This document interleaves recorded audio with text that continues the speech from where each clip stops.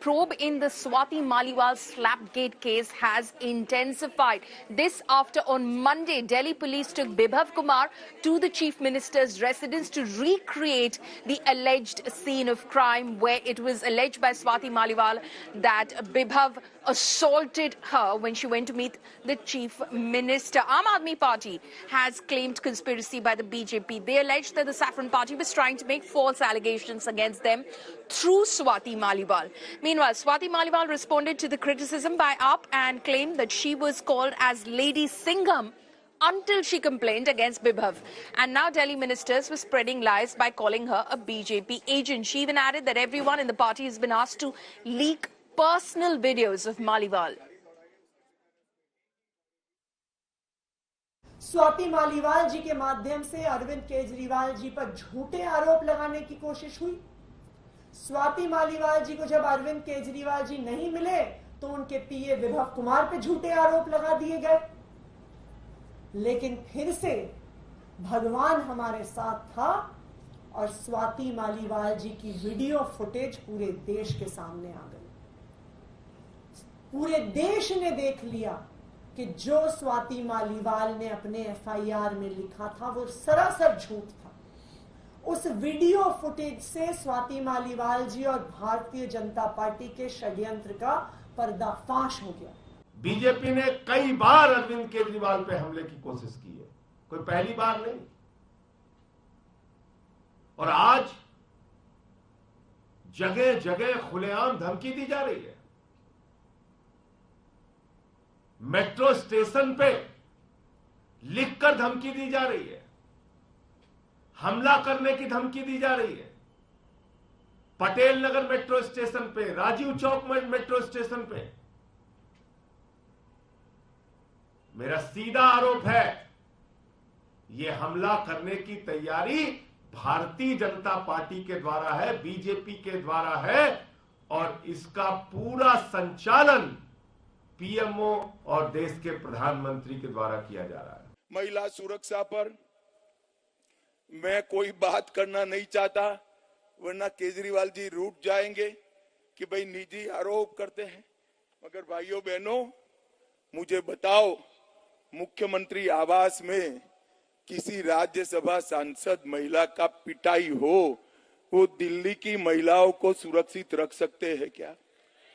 जोर से बोलो, रख सकते हैं क्या?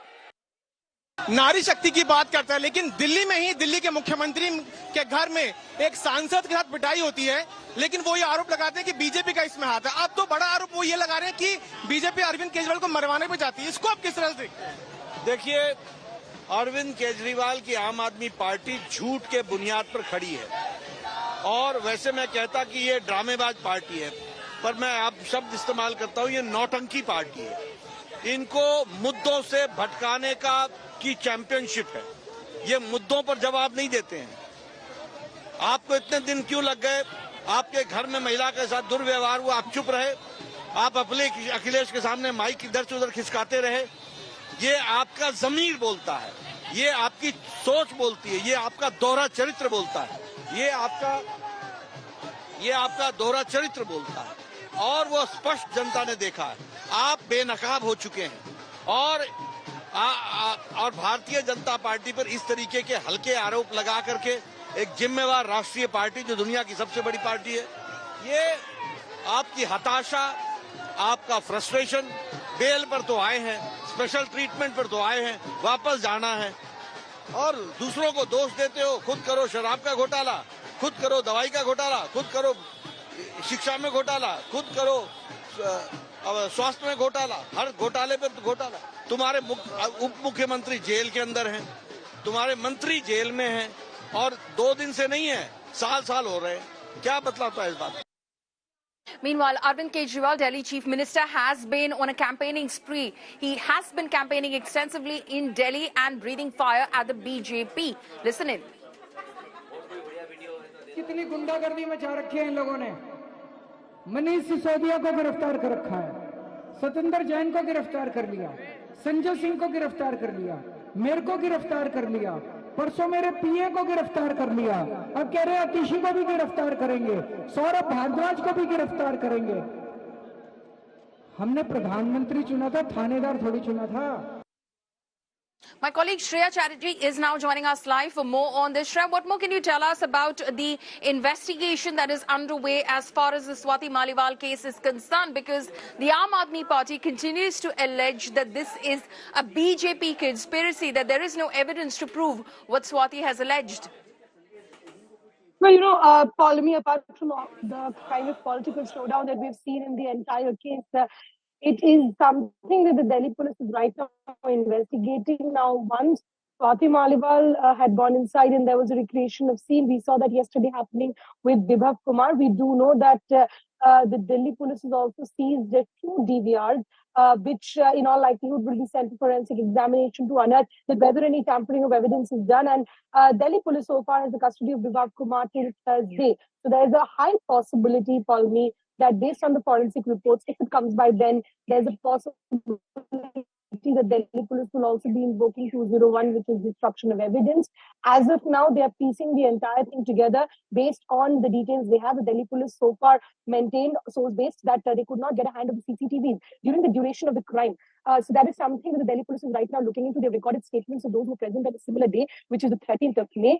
And subsequently, now it will be interesting to see that what the forensic results show of these DVRs, that whether or not they were tampered, because that will become a crucial evidence now for the Delhi police in the investigation.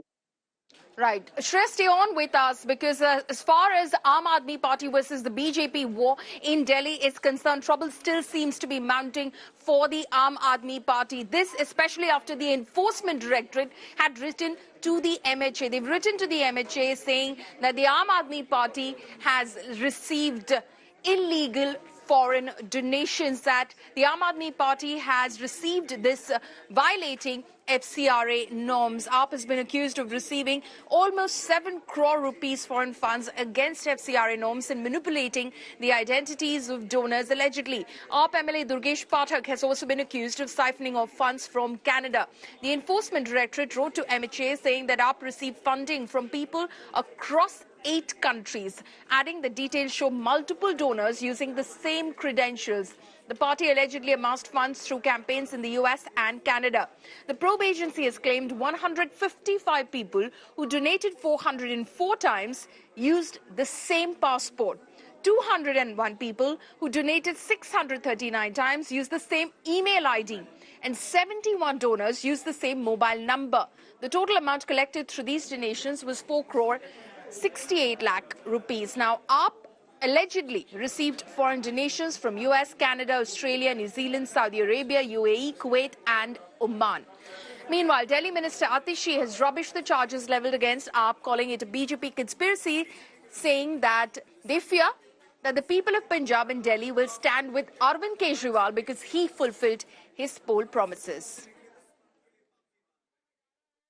मैं Bharatiya Janata party को यह भी बताना चाहती हूं कि आप रोज-रोज हम पे झूठे आरोप लगा लीजिए, लेकिन दिल्ली की जनता, पंजाब की जनता इन झूठे आरोपों का जवाब देगी। जो आज आरोप लगाए जा रहे हैं, ये पता नहीं कहां से भूले बिसरे आरोप लेके आए हैं। ये कई साल पुराना मैटर है, जिसमें आम आदमी पार्टी ईडी को, सीबीआई को, एमएचए को, इलेक्शन कमीशन को पहले ही जवाब दे चुकी है। ये जो मामला है, ये बहुत पुराना मामला है। इस मामले में पहले ईडी को, सीबीआई को, एमएचए को पार्टी ने 1-1 रुपया का डिटेल पहले ही सौंप दिया था। 2015 में इवन हाई कोर्ट में एमएचए ने एफिडेविट में सबमिट किया था और कहा था कि कोई गलत नहीं हुआ है। ये बात बहुत पुरानी है, ये बात खत्म हो चुकी है।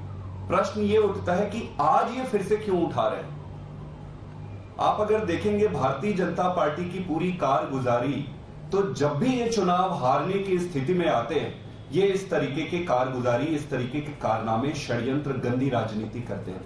अरे केजरीवाल जी, अभी तो सिर्फ शराब घोटाले की जांच हुई है, 7 घोटालों की जांच बाकी है, 7 घोटालों की जांच बाकी। एक केजरीवाल की सरकार 3G सरकार है। पहला जी है घोटालों का, दूसरा है घूसखोरी का और तीसरा है घपलेबाजी का। कि केजरीवाल ने कट्टर ईमानदार बताने वाले आज कट्टर बेईमानी के रास्ते पे चल गए हैं। केजरीवाल जी ऑड इवन में विश्वास करते हैं। ये कहते हैं ऑड दिन होता है तो वो भ्रष्टाचारियों की लंबी लिस्ट लेकर भाषण करते हैं, और इवन दिन होता है तो सभी भ्रष्टाचारियों को मिलकर घमंडिया गठबंधन बनाते हैं। ऑड डे पर दिल्ली का मालिक बनते हैं, इवन डे पर देश का मालिक बनने का स्वप्न देखते हैं, और ऑड दिन पर सबका इस्तीफा मांगते हैं, और इवन डे पर अपना इस्तीफा दिए बगैर जेल में चले जाते हैं। इनको वोट के खातिर देश के साथ कॉम्प्रोमाइज करने में कोई तकलीफ नहीं है। ये राष्ट्रद्रोही काम एक बार थोड़ी ना लगा है। टेररिस्टों का पैसा इनको मिला पंजाब में, एक नहीं कई आरोप लगे। क्या ही जवाब देते हैं ये?